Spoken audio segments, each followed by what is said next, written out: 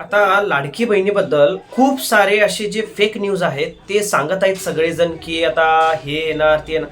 म्हणजे काय काय आहेत ते तुम्हाला पहिलं मी अगोदर क्लिअर करतो की पैसे कोणाला येणार आणि पैसे किती येणार.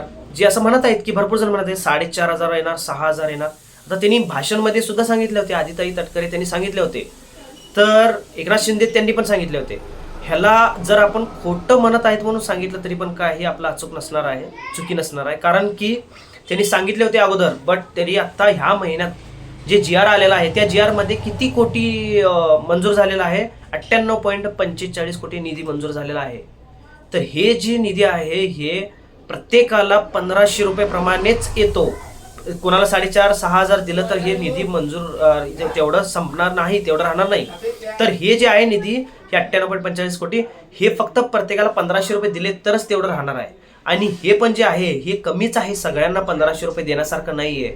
तर किती कोणाला आता 1,500 येणार आणि कोणाला नाही येणार, ह्या महिन्यामध्ये पण आता त्या बाबतीत आता चर्चा होणार की कोणाला पैसे आले, कोणाला नाही आले.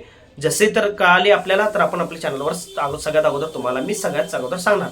आणि राहिली गोष्ट पाठीमागची KYC राहिली रे त्यांची वगैरे, त्यांच्या बाबतीत त्यांनी अजून तर काय अपडेट दिलेलं नाही आहे. जसे अपडेट येईल तर आपल्या चॅनलवर सगळ्यात अगोदर येणार आणि मी माझ्याकडनं तर 100% पूर्ण प्रयत्न करणार.